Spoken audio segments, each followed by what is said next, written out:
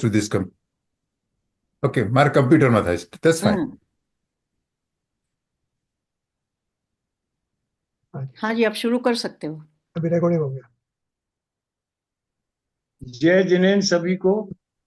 नमो अरहंताणम, नमो सिद्धाणम, नमो आयर्याणम, नमो वज्रायाणम, नमो लोये सव्वसाहुणम. चैतन्य का स्मरण प्रतिक्षण ही करो रे, भव के अनंत दुख को पल में हरो रे. अक्षय अनंत निज सौख्य निधान पाओ, गाओ अरे नित इसी के गीत गाओ. आदरणीय श्रद्धेय बाबूजी की काव्य प्रतिभा और उनके पहने चिंतन से सारा मुमुक्षु समाज परिचित है. मेरा परिचय उनसे कैसे हुआ, थोड़ा उसकी भी बात मैं आपको बताना चाहता हूँ. बात है सन 1972 में मई जून के महीने में आगरा में चौथा प्रशिक्षण शिविर आयोजित हुआ था और मैं उसमें वीतराग विज्ञान पाठमाला प्रवेश का प्रशिक्षण लेने गया था. उस समय शरीर की स्थिति आयु 20 साल की थी. पहली बार मैंने वहाँ युगल जी पधारे थे तो उनके प्रवचन होते थे. पूज्य गुरुदेव से मेरा संपर्क उसके 4 साल पहले हो चुका था, इसलिए गुरुदेव श्री का तत्व ज्ञान की थीम क्या है, उसका मूल संदेश क्या है, ये मुझे थोड़ा बहुत नॉलेज था.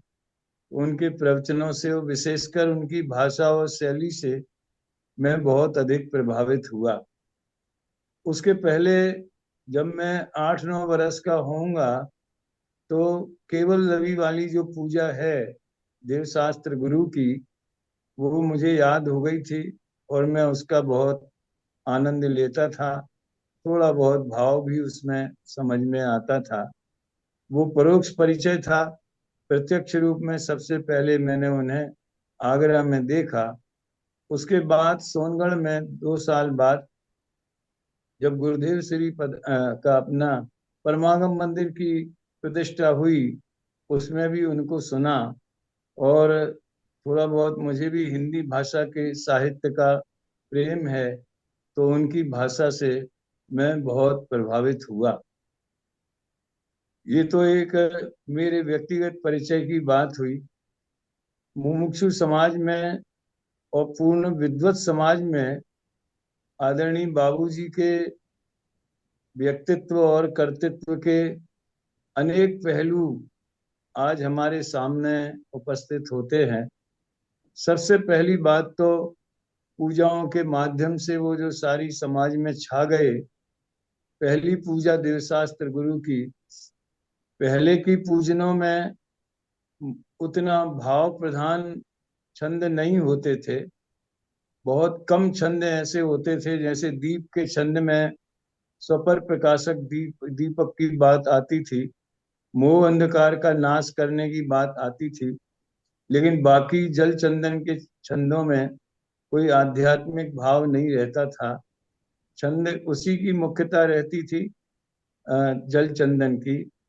लेकिन पूजन साहित्य को भाव प्रधान दिशा में टर्न करने का श्रेय अगर इस युग में किसी को है तो एक स्वर से सभी स्वीकार करते हैं, आदरणीय बाबूजी को है. उसके बाद में डॉक्टर साहब ने भी 4 पूजनें लिखी. उन्होंने भी भावों की प्रधानता लिखी, 7 तत्व संबंधी भूलों की भी बात की. और उसके बाद में आदरणीय पवैया जी ने, माननीय पंडित साहब रविंद्र जी ने, और थोड़ा बहुत प्रयास मैंने भी किया. लेकिन इस को नई दिशा देने का जो सूत्रधार रहे वो बाबूजी रहे. तो पूजन साहित्य के नए प्रणेता के रूप में युगों युगों तक सारा समाज और जो भक्त समाज है वो उन्हें याद करेगा. उसके बाद में जब सिद्ध पूजा आई तो उसने तो, मैं ये समझता हूँ कि पूरे मुमुक्षु जगत में एक बहुत बड़ी क्रांति मचा दी। इतनी उत्कृष्ट भाषा और इतने उत्कृष्ट भाव, अभी उसके बारे में ज्यादा चर्चा करने का तो समय नहीं है, लेकिन कैवल्य कला में उमड़ पड़ा संपूर्ण विश्व का ही वैभव, ज्ञान की प्रतिपल उठे तरंग, झांकता उसमें आत्म राम। इस तरह की जो उनकी जयमाला वगैरह में भी पंक्तियां हैं, वो तो एक क्रांतिकारी पंक्तियां हैं। मैं तो उस पूजन के लिए कहता हूँ, जैसे सिद्ध भगवान है वैसी ही स्तर की उनकी पूजा है। हम लोगों ने उनसे एक इंटरव्यू भी लिया था, उनके देह वियोग के शायद 2-3 महीने पहले की बात है, और उसमें राकेश जी भी थे, विराग शास्त्री थे। तो उनसे मैंने पूछा कि आपने ये पूजन क्यों बनाई। उन्होंने कहा कि मेरी भावना थी कि एक उच्च कोटि की साहित्यिक रचना होनी चाहिए, और इसलिए मैंने उस पूजन के बारे में प्रयास किया। तो वो स्वयं ही उससे बहुत संतुष्ट थे, उनकी बड़ी तृप्ति मालूम पड़ी कि इतनी उत्कृष्ट भाव। और हमारे साहित्य में बोलते हैं भाव पक्ष और कला पक्ष। कला पक्ष माने छंद रचना, शब्दों का प्रयोग। भाव पक्ष माने उसकी विषय वस्तु इत्यादि। दोनों दृष्टियों से अत्यंत उत्कृष्ट है। तो ये एक समझ लो कि दो पूजने लिख कर ही वास्तव में वे अमर हो गए। उसके बाद में जयपुर शिविर में उनका आना निरंतर होता रहा, और मेरा उनसे, उनके विचारों से और व्यक्तिगत रूप से उन बहुत स्नेह मुझे वो करते थे। तो इस तरह से उनसे निकटता बढ़ती चली गई। अन्य उनकी काव्य रचनाएं तो बहुत हैं, उसके बारे में तो क्या कहना। कुछ मुक्तक भी हैं, जैसा कि पहला मैंने अभी पढ़ा, चैतन्य का स्मरण प्रति क्षण ही करो रे। इसी तरह और भी मुक्तक हैं एक दो जो उसमें दिए गए हैं। कविताओं में सबसे ज्यादा मुमुक्षुओं को छू लेने वाली अगर कोई उनकी काव्य रचना है तो पूज्य गुरुदेव श्री के प्रति जो उन्होंने एक उनकी क्रांति को शब्द प्रदान किए, लो रोको तूफान चला रे, उसके बारे में तो क्या कहना। जो समझ लो गुरुदेव किन परिस्थितियों में सत्य को स्वीकार किया और किन परिस्थितियों में उन्होंने ये मार्ग अपनाया। उस समय का सारा चित्रण, समाज में क्या चलता था, क्या मान्यताएं थी, उसका सारा चित्रण उन्होंने वो लो रोको तूफान चला रे वाली कविता में किया है। और भी ऐसी अनेक रचनाएं हैं, किस किस की चर्चा करें। लेकिन अभी जो, जैसा कि अभी अपने रजनी भाई ने संकेत किया, चर्चा चैतन्य के बारे में भी वो बात करेंगे। मैं तो केवल इतना कहता हूँ कि उनके समग्र चिंतन का सार अत्यंत स्पष्टता से और पैनेपन के साथ में उस चर्चाओं में आ गया है। मैंने तो उसमें कुछ किया नहीं है, खाली उसको दोबारा लिपिबद्ध करके और लैंग्वेज थोड़ी साहित्यिक दी है, मतलब लिखने की फॉर्मेट में उसको लाया है। लेकिन इस काम में मुझे ऐसा लगा कि मैं दोबारा बाबूजी के संपर्क में ही आ गया हूँ, और उनके मुझे कहते हुए बड़ा गौरव होता है। कई बिंदु ऐसे हैं जो जैसे मेरे विचारों में हैं, उसका उनसे, उनके चिंतन से काफी सपोर्ट मिलता है। हो सकता है उनसे जो सुना हो उसका भी उसमें अव्यक्त रूप से असर हो, तो वो काफी गहरा चिंतन है। तो मैंने कुछ पॉइंट ऐसे नोट किए हैं, और मैंने अपने सामने वो चर्चा चैतन्य की पुस्तक का पहला भाग साथ में ही रखा है, ताकि उसके आधार से मैं कुछ बात कर सकूं। देखिए, ज्ञायकाकार शब्द आपने शायद नहीं सुना हो। ज्ञेयाकार शब्द तो बहुत सुना है, लेकिन ज्ञायकाकार शब्द नहीं सुना होगा। तो वो 21 नंबर पेज पे कहते हैं, पर्याय में जो वेदन होता है तो ज्ञायक की जगह रहता है। ध्रुव ज्यों का त्यों अपने स्वरूप में रहता है, और ठीक वैसा का वैसा ज्ञायकाकार पर्याय में होता है। पर्याय में रचना होती है ना, जैसे अपन पर पदार्थ के संबंध में कहते हैं, ऐसे। इतनी पंक्तियां काफी हैं, बाद में और भी कई जगह इसकी चर्चा आई है। देखिए, पूज्य गुरुदेव श्री ने जिस तत्व ज्ञान के रहस्यों का उद्घाटन किया है, वो उनकी सरल आत्मविभोर करने वाली शैली, स्वयं आनंद रस का पान करना और वाणी में उसे उड़ेलना, श्रोताओं को परोसना और आनंद में झूलते झूलते बात करना। और गुरुदेव की भाषा के स्तर से अपन सब परिचित हैं, जिसमें काठियावाड़ी गुजराती जो है, जिसका इसको हम ग्रामीण अंचल कह सकते हैं, उसका भी बहुत प्रभाव है। और शैली की ओर तो गुरुदेव ध्यान ही नहीं देते। वाक्य भले अधूरे रह जाएं, किसी संस्मरण की चर्चा आ जाए, जो घटना घटी है, ये बात पहले उस साल उस सन में उस व्यक्ति से ऐसी बात हुई थी, ये सब बातें गुरुदेव की शैली में आ जाती हैं, क्योंकि वो तत्व परोसने पर ही उनका लक्ष्य था। उसके सपोर्ट में जो चीजें होती हैं वो सब उनके उसमें आ गई। लेकिन बाबूजी ने उन्हीं उन्हीं रहस्यों को एक साहित्यिक ऊंचाई पर ले जाकर और बहुत ही गहराई से, गंभीरता से, एक फिलोसफर की हैसियत से दार्शनिकता का पुट देते हुए उन्होंने मानो साहित्य जगत में उसको अमर कर दिया, उन सिद्धांतों को। अब अपन गुरुदेव से इस सिद्धांत की तुलना करें तो गुरुदेव भी कहते हैं, खरेखर द्रव्य पर्याय में आवतु નથી, द्रव्य संबंधी ज्ञान आवे छे। जैसे गेय पदार्थ ज्ञान की पर्याय में जानन क्रिया में प्रविष्ट नहीं होते हैं, एंट्री नहीं करते हैं, गेय गेय में रहता है, ऐसे अनुभूति की पर्याय में ज्ञायक स्वभाव वो त्रिकाली ध्रुव वस्तु वो अपने स्वरूप में ही रहता है। वो अपने द्रव्यपना से खिसक कर पर्याय में नहीं आ जाता है।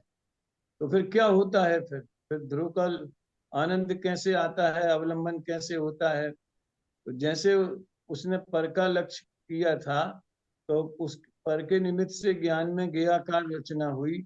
ऐसे स्वभाव का लक्ष्य करने पर पर्याय में स्वभाव का की रचना हो गई। तो जैसे घोड़े को जाने तो घोड़े जैसा आकार बनता है, वैसे ज्ञायक स्वभाव को जाने तो ज्ञायक जैसा आकार पर्याय में बनता है, वो ज्ञायकाकार कहलाता है। तो पर्याय में द्रव्य નથી આવતું, દ્રવ્ય સંબંધી દ્રવ્યનું સામર્થ્ય, દ્રવ્યનું વૈભવ બધું જણાઈ જાય છે।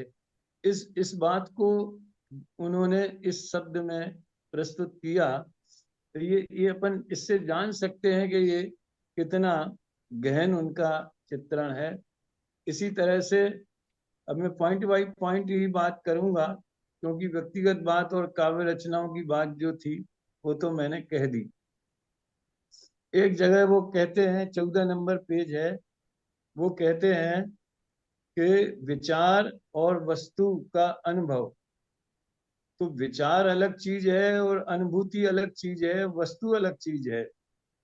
इसमें आया है, विचार में वस्तु नहीं आती, विचार अवश्य होता है। अब ध्यान देना जरा उनका चिंतन में संतुलन। विचार के बिना वस्तु मिलती नहीं है। अब जिसका हम सोचेंगे नहीं, जिसके बारे में उसकी प्राप्ति करने के लिए हमारा फोर्स कैसे जगेगा? तो स्वरूप के पहले विचार तो होते ही, अनुभूति के पहले। तो विचार के बिना वस्तु मिलती नहीं है और विचार से वस्तु मिलती नहीं है। विचार होगा ही होगा, आएगा ही आएगा, और बीच में व्यवधान बनकर आएगा। ये भीतर से उसे व्यवधान मानता है। ये माने जो प्रयत्न कर रहा है अनुभूति के लिए, वो ये जानता है कि जो मन के निमित्त से जो विचार खड़े होते शुद्ध ने संबंधी, आत्मा संबंधी ये भी अनुभूति में बाधक हैं। बनारसी दास जी ने लिखा है, जे वस्तु साधक हैं तेई तहाँ बाधक हैं, बाकी राग द्वेष की दशा की कौन बात है। विचार होगा ही होगा, आएगा ही आएगा, और बीच में व्यवधान बनकर आएगा। ये भीतर से उसे व्यवधान मानता है और बाहर से अनुराग पूर्वक करता है। आप सोचिए, एक अनुभव की दिशा में जो प्रयत्नशील आत्मार्थी है, उसकी परिणति का कितना गहरा अध्ययन उनको है। इसके आधार पर हम कह सकते हैं कि अगर स्वयं में उन्होंने ये परिस्थितियां न भोगी होती तो कैसे कह सकते थे। अब मैं ज्यादा इसके बारे में कुछ कह नहीं सकता, लेकिन एक झलक जरूर मिलती है। तो भीतर से व्यवधान मानता है, बाहर से अनुराग पूर्वक करता है। एक जगह उन्होंने लिखा है, जो विचार करते हैं उसमें भी चित्त प्रसन्न होना चाहिए, उस अद्भुत वस्तु की महिमा आनी चाहिए जिसके बारे में विचार किया जा रहा है। बाहर से उदास मन से, रोए रोए मन से नहीं करता, मजबूरी में अरे क्या करें, अब अनुभव नहीं कर पा रहा हूं तो मुझे तो आत्मा का विचार करना है, ऐसा नहीं होता। चिंतन भी प्रसन्न चित्त से करता है। क्यों? क्योंकि चिंतन में वो स्वयं ही है। अब ये इतनी मैं पढ़ रहा हूं, इसमें से एक उदाहरण भी कहना चाहता हूं। जैसे मान लीजिए 5 इंद्रिय के विषय भोगों संबंधी हमारा विचार चलता है, या किसी भोज में हमें जाना हो भोजन करने के लिए, और हमें पता है कि वहां सब हमारी पसंद के आइटम बनने वाले हैं, तो उसका विचार करते हुए हमारे अंदर और प्रसन्नता होती है, भूख जगती है, उसको प्राप्त करने की लालसा जगती है, क्योंकि हमें उस विषय का प्रेम है। तो इस तरह से विचार और वस्तु का आगे उन्होंने भी लिखा है कि विचार में भी सरसता आनी चाहिए, शुष्कता नहीं। ये 16 पेज पे है, इस जीव को कोई वस्तु अपनी मनचाही मिली तो उसको देखकर जो सरसता ज्ञान में आती है, वो सरसता आत्मा का विचार करते समय नहीं आती। लोगों को ऐसा होता है, मतलब शुष्क हो जाता है। जैसे मेरे यहाँ कुछ नहीं हुआ, दूसरे के घर में हुआ शादी, ऐसा शुष्क हो जाता है। विचार एकदम लबालब सरस होना चाहिए, उसका स्वयं का ही ज्ञान विचार करता है, परंतु जिसको प्राप्त नहीं होती वो इसलिए नहीं होती कि उसका विचार सुस्त हो जाता है। ऐसे ऐसे गहरे चिंतन उन्होंने रखे हैं। एक दो और आपको दो चार बताना चाहता हूँ। ये गायक संबंधी बड़ी सुंदर चर्चा बारंबार इसमें आई है।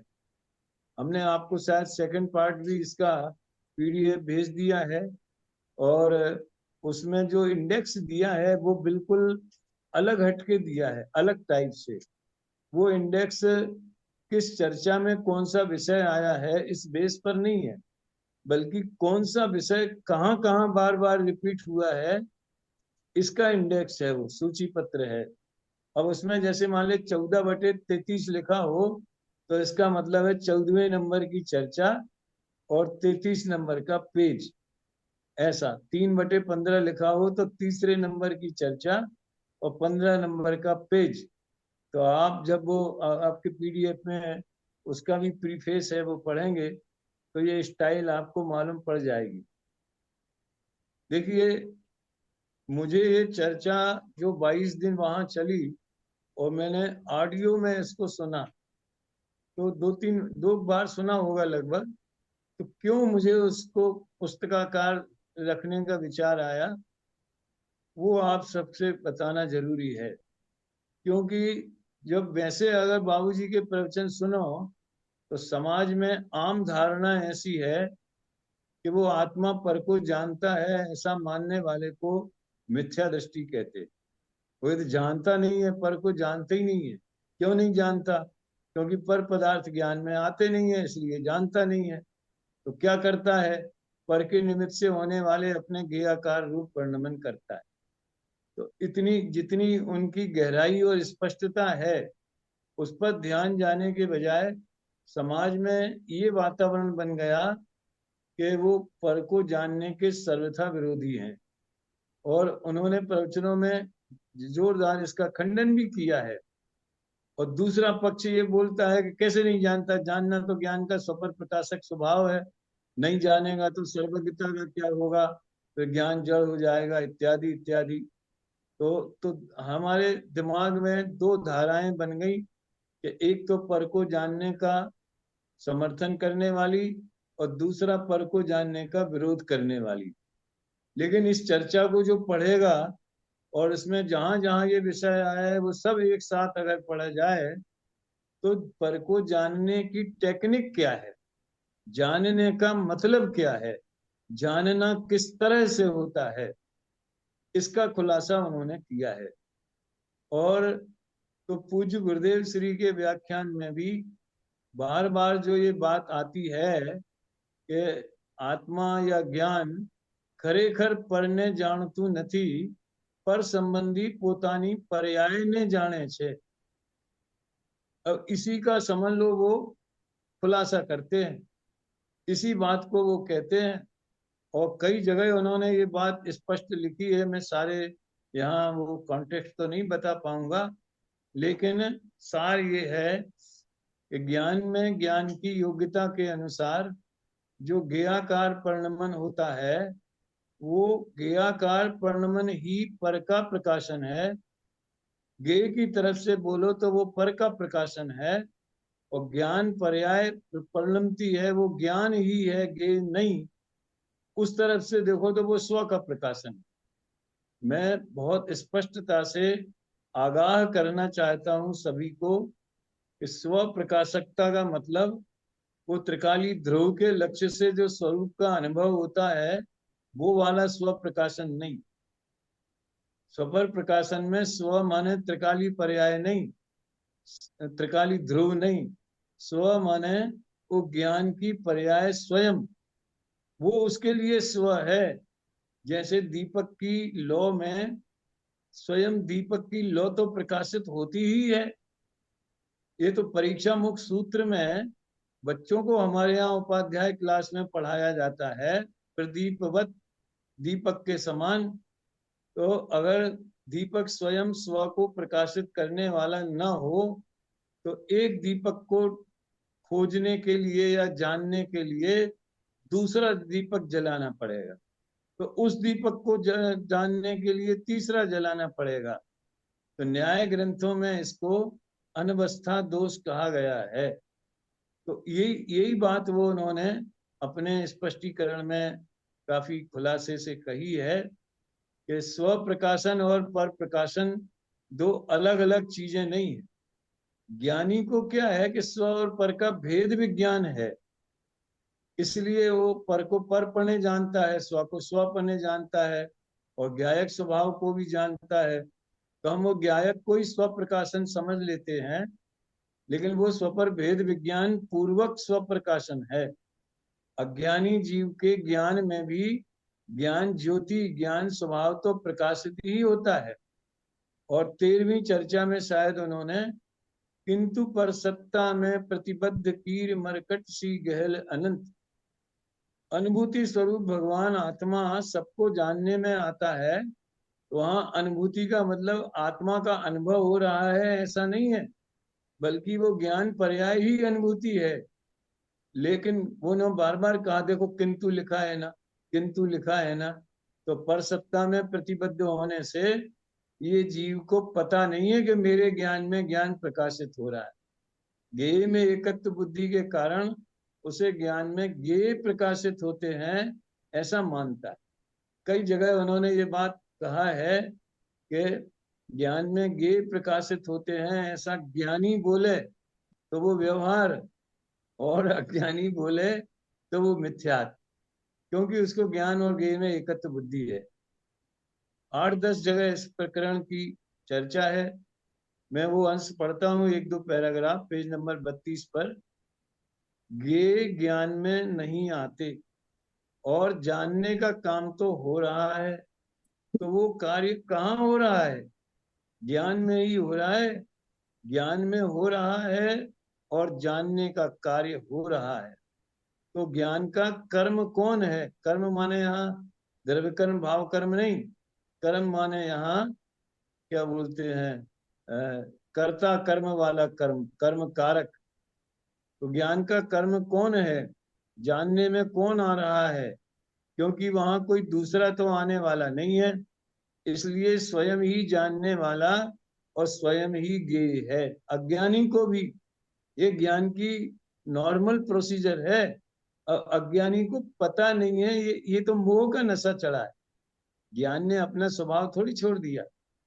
इस तरह ये ज्ञान की शक्ति का स्वरूप है। फिर इसके बाद पर को जानना, ये बात आती है, अवश्य आती है। देखिए, उसको सपोर्ट कर रहे, अवश्य आती है। उसका नाम व्यवहार है। क्योंकि जब इसका नाम वास्तविक है, निश्चय है, तो शेष जो दूसरी गतिविधियां हैं वे सब अपने आप ही व्यवहार में चली जाएंगी।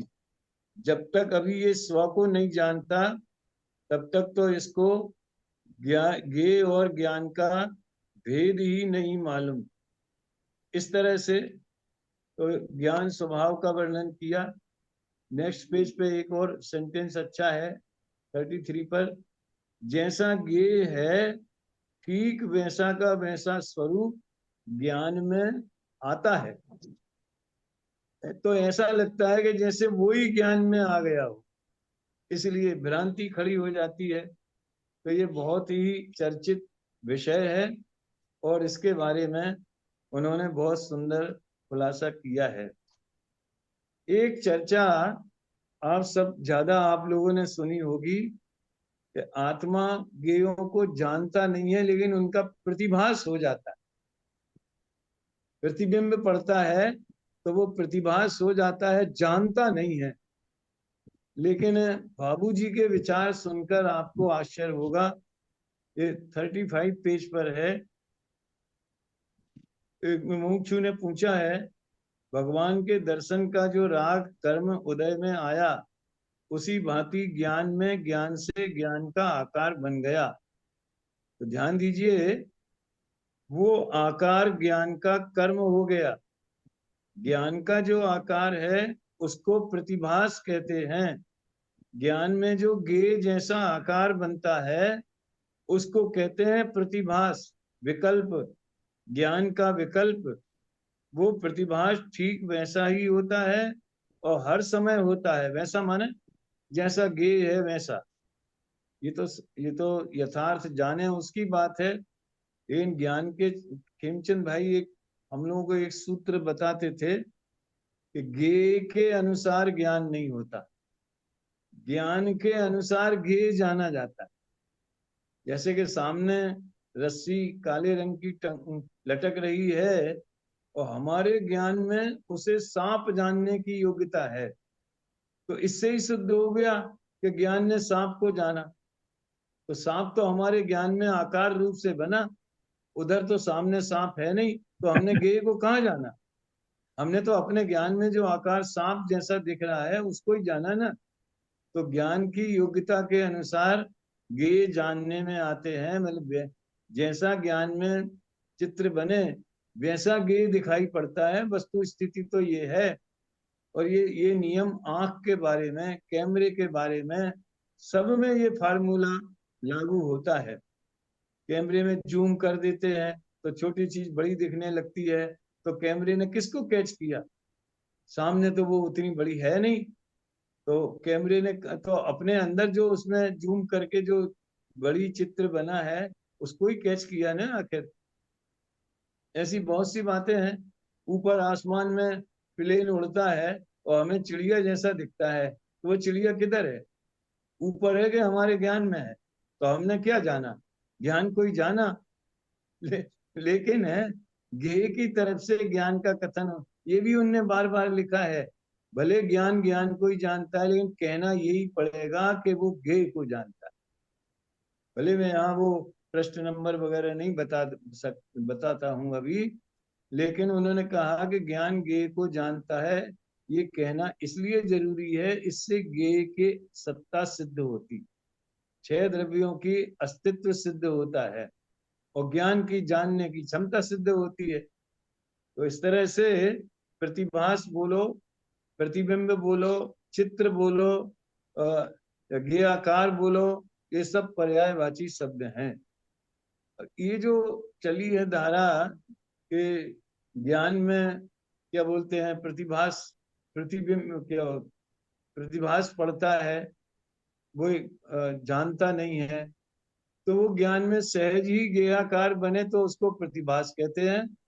और प्रयत्न पूर्वक ज्ञान पर सन्मुख होकर या ज्ञेय सन्मुख होकर जाने तो उसको जानना कहते हैं। लेकिन ये सैद्धांतिक व्याख्या नहीं है। एक और सुंदर बात, उन्होंने ज्ञान को बर्बाद नहीं करने की बहुत सुंदर प्रेरणा दी है और कई जगह इसकी चर्चा आई है कि लोगों को ऐसा इन्फ्यूरिटी हो जाती है, अरे हमें तो याद नहीं रहता, अभी तो हमने इतने शास्त्र नहीं पढ़े, अभी तो ये पढ़ना है। तो वो कहते हैं ज्ञान को बर्बाद मत करो। ये पेज नंबर 56 पर है। ये पदार्थ अलग अलग करके नहीं जाने जाते, जानने में विस्तार करना भी नहीं चाहिए, क्योंकि पर पदार्थों में अगर ज्ञान का विस्तार किया जाए तो ज्ञान बर्बाद होगा, उसका कोई फायदा नहीं है। यहाँ तो ज्ञान अगर कम है, थोड़ा है, तो उस संपूर्ण ज्ञान को, केवल उस उपयोग को आत्मा में उड़ेल दिया जाए, और वो भी संपूर्ण उद्यम से। दो बात, संपूर्ण ज्ञान और संपूर्ण उद्यम, मैंने पुरुषार्थ, संपूर्ण प्रयत्न से, संपूर्ण श्रम से, सारे पुरुषार्थ से उसे केवल आत्मा में उड़ेल दिया जाए तो सर्व ही सिद्धि हो गई। यहाँ तो केवल इतना उन्होंने बोला कि ज्ञान को बर्बाद मत करो, लेकिन और दूसरी जगह जो विषय आया है तो मेरे प्रयोजन भूत को जानना ही, वो कहते ना, और बाकी सब ज्ञान पेटी में बंद करके धर लो, देह और आत्मा का भेद विज्ञान कर लो। यानी वो आत्मार्थी के लिए उनका ये मुख्य संदेश है। तो वो डॉक्टर साहब भी वो बच्चे, वो खिलौने वाले का उदाहरण देके यही बात कहते हैं कि जितना उस बच्चे की जेब में पैसा था वो उसने सर्वस्व समर्पण किया। ऐसे हम ज्ञान बढ़ाने की कोशिश मत करें, उसमें गेयों का बोझा डालने की। और ये शास्त्रों का बोझा भी गेयों का बोझा है, इसके ऊपर देखो, शास्त्र अभ्यास का निषेध नहीं है, लेकिन उसमें प्रयोजन ध्यान में रखना चाहिए। प्रयोजन की मुख्यता क्या है, ये ध्यान में होना चाहिए। इसकी ओर उनका बहुत ही प्रयास रहता है। इसी तरह से एक दो पॉइंट और लेता हूं। जैसे प्रतिभास के बारे में बोला तो ये 69 पेज पर ही है कि ज्ञान की पर्याय, जो पदार्थ ज्ञान में भासमान होते हैं उनका जो स्वरूप है वो उसमें भासमान होता है, उसको प्रतिभास कहते हैं। बारंबार उन्होंने इस विषय की चर्चा की है। एक और सुंदर प्रकरण है, आप अपन को आश्चर्य होगा, इंद्रिय ज्ञान भी अतीन्द्रिय है। ये कैसे संभव है? तो इसमें ये 59 पेज पर है, 57 पर, इंद्रिय ज्ञान भी वास्तव में अतीन्द्रिय है। 57 58 सब में है। वो कहते हैं अज्ञान दो तरह का होता है। अब जैसे एक आदमी सितार बजाता है तो उसको सितार वाला कहते हैं, गाता तो वो स्वयं है, सहारा सितार का लेता है। वैसे ज्ञान जानता तो अपनी सामर्थ्य से है। तो इंद्रियां तो निमित्त मात्र है ना, इंद्रियों से ज्ञान तो उत्पन्न हुआ नहीं। इंद्रिय ज्ञान भी इंद्रियों से कहाँ उत्पन्न हुआ? न तो वो ज्ञानावरण के क्षयोपम से हुआ, न वो इंद्रियों से हुआ, न पदार्थों से हुआ। असल तो स्थिति ये है, कहाँ से आया? तो वो ज्ञान की सामर्थ्य से उसने जाना है।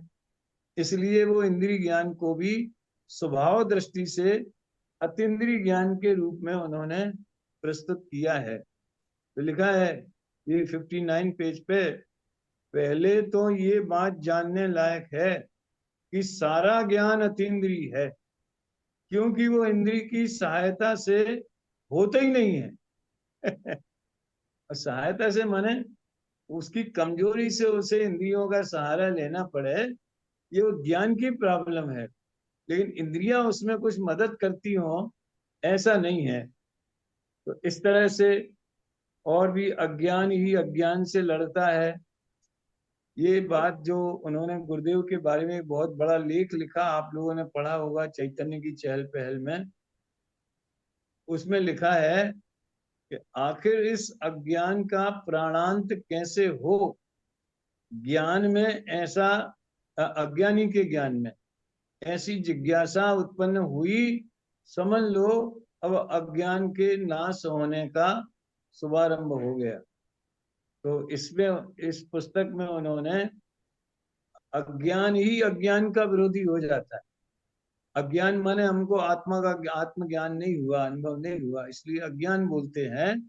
ये हम जो यथार्थ तत्व निर्णय कर रहे हैं, वेद ज्ञान संबंधी निर्णय कर रहे हैं, विचार कर रहे हैं, प्रसन्न हो रहे हैं, तो हमारा अज्ञान ज्ञान के पक्ष में आ गया। एक जगह तो उन्होंने लिखा है, अब उसको अज्ञान कहने में उसका अपमान मालूम पड़ता है, उसके उसमें शर्म लगती है। ऐसे और भी बहुत से प्रकरण हैं, किन किन की बात करें तो आप लोगों को हमने पीडीएफ भेज ही दी है। और हार्ड कॉपी जयपुर से जो हमारे दिनेश जी हैं, टोडरमल स्मारक से नहीं, देशना प्रिंटर्स वाले, उनके माध्यम से आप जैसी चाहें वैसे मंगा सकते हैं। लेकिन आप पीडीएफ से भी पढ़ सकते हैं। और ये पूरे उनके समग्र चिंतन को प्रस्तुत करने वाली ये रचनाएं हैं। इसके बाद में केवल एक विकल्प और है। 308 से 311 गाथा के प्रवचनों में 5-6 प्रवचन उन्होंने क्रमबद्ध पर्याय के ऊपर कहे हैं। उसका, उसमें जो तर्क और युक्तियां हैं वो भी बहुत ही हृदयग्राही हैं, पैनी हैं, जानने लायक हैं। मेरे ख्याल से अभी इतना इनफ है। अभी आप लोगों को कुछ कहना हो, पूछना हो तो आप पूछ सकते हैं। मैंने जितने पॉइंट नोट किए थे प्राय सबकी चर्चा मैंने अभी कर ली। जय जिनेन्द्र। अभी कुमार, ये एक सवाल है। अभी ये चर्चा चैतन्य की का भाग दूसरा बार पड़ गया है, तो उसके बाद और भी होने वाला है कि ये समाप्त हो जाएगा उसके अंदर? नहीं नहीं, वो तो 22 दिन चर्चा चली थी शांति भाई जवेरी के घर पे। हम्म। तो 22 चर्चाओं का एक कलेक्शन है पुस्तक के फॉर्मेट में। और तो भले इस नाम से नहीं आएगा, लेकिन जैसा अभी मैंने बताया, क्रमबद्ध पर्याय के ऊपर जो उनके प्रवचन है, फिर वो तो मांग और आती रहेगी। कोई बोलता है निश्चय व्यवहार के ऊपर 20 प्रवचन बहुत हैं, वो भी पुस्तक निकलनी चाहिए। तो निकालेंगे लोग बाग जो है उसको, जैसा भी होगा। क्योंकि ओके। उनका तो एक मन है कि उनके प्राय सभी प्रवचन आवे हैं। तो इस हेडिंग से तो ये दो ही इनफ है, क्योंकि 22 दिन की चर्चा थी और 22 उसमें आ गए दोनों अच्छा। वॉल्यूम में। Okay. Anybody has a question? नहीं, मुझे क्वेश्चन नहीं है, मगर आज जो सितार वादन का जो आपने बताया ना, तो आज मुझे समझ में आया। मैंने वो चर्चा जब सुनी तो मुझे कंफ्यूजन था कि बाबूजी ऐसा क्या बोल रहे हैं, वो तो उंगली से बजा रहा है।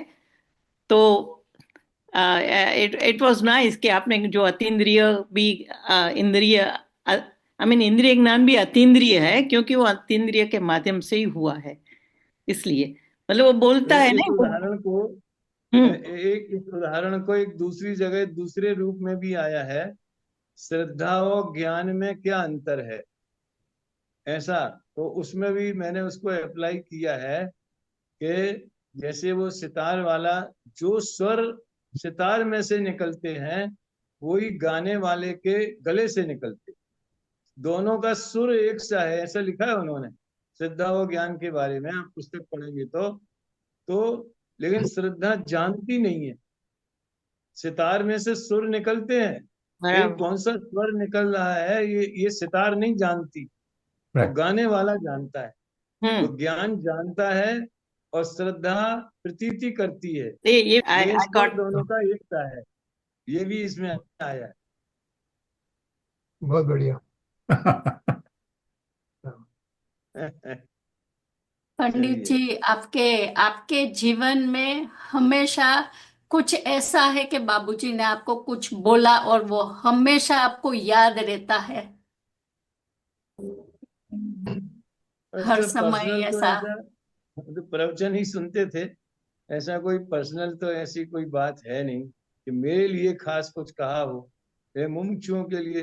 हाँ, एक बात जरूर है कि जब मैंने उनके सिद्ध पूजा और देवसात गुरु की पूजा की कैसेट रिकॉर्डिंग की, तो हमने तो भेजी नहीं थी उनको, लेकिन जब वो बाद में उनके पास पहुंची तो वो इतने प्रसन्न हुए और इतने प्रभावित हुए कि उन्होंने, मैं उस समय छिंदवाड़ा में था, तो उन्होंने मुझे फोन करके बहुत ही मतलब धन्यवाद दिया और बहुत मेरे को उसके प्रोत्साहन किया, और ये भी पूछा कि इसकी धुन किसने बनाई, तुमने खुद बनाई है क्या?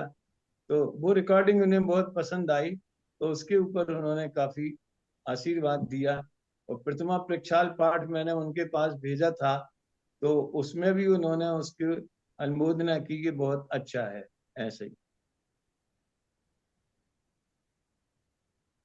अभय कुमार जी, ये शताब्दी का जो प्रसंग हुआ है वो बहुत अच्छा है, कि इसीलिए बहुत ही जो हम लोग नई नई परिचित थे बाबू जी के साहित्य के बारे में, वो सब अभी बाहर निकलता है। तो ये हाँ हाँ, शताब्दी। वो आएगा, वो अच्छा प्रोग्राम है। तो अभी आप अनुमति दें तो मैं विदा लेता हूँ। जय जिनेन्द्र सभी को, धन्यवाद। अच्छा, जय जिनेन्द्र। धन्यवाद, जय नंदा पंडित जी। रिकॉर्डिंग बंद। करूँ? बंद कर दो। हाँ, बंद कर दो।